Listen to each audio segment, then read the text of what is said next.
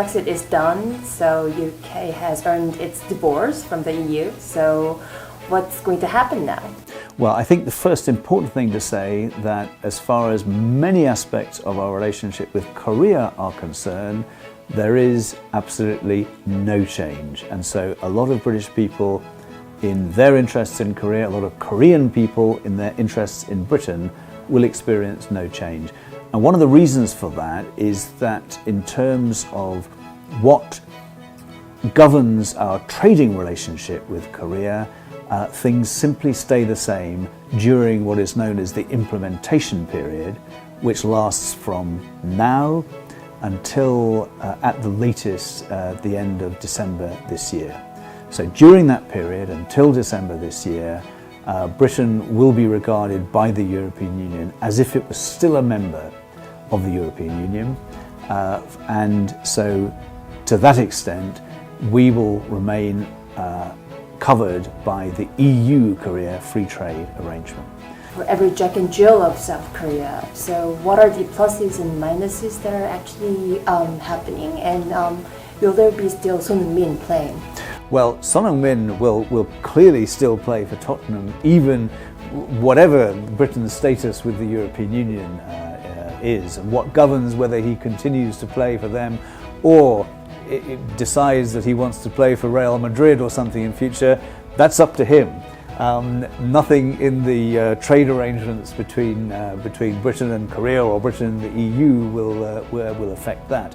But I think for kind of Korean consumers or for Korean people as a whole, again, I can't see any minuses in what's happened.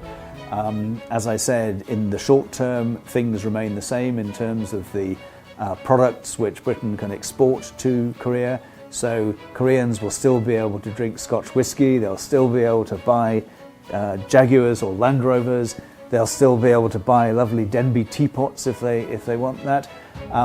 And even after that, the fact that, so during the implementation period, that all remains exactly the same. And even after that, the bilateral UK-Korea free trade agreement that we've negotiated will take over at that stage, and again that will mean that there will be no change in the range of British products that Koreans can buy and can enjoy. In fact, I hope that as a result of greater export success for British companies in Korea, that the range of British products that Koreans can buy in Korea becomes larger and not smaller.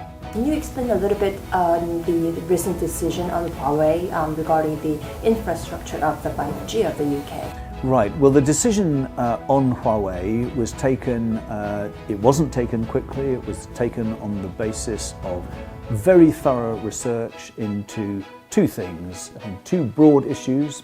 One was the potential risks to security of the involvement of Huawei, and the other was looking at what we needed in terms of technology to ensure that our communications infrastructure was ready for 5G and ready to make it a success for our consumers.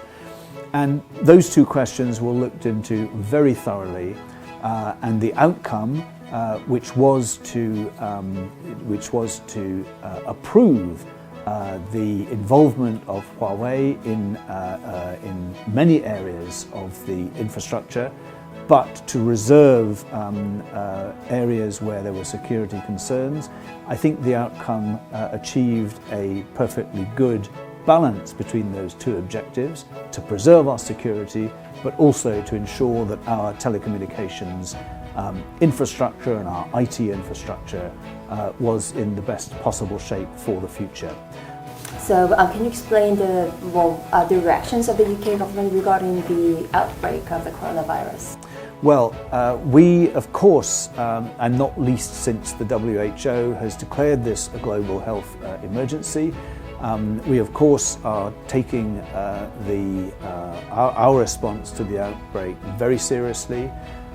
We have now brought home from Wuhan the majority of the British citizens who were living there and many of their dependents. And of course, we are monitoring very carefully what developments are with their health since they've arrived back in the United Kingdom, and putting in place all the kind of expected common sense precautions against the spread of the virus. We are fortunate so far in that the total number of cases reported is not large, but we need to keep our eyes very much open to the risks of further spread of the virus. We have not so far taken any measures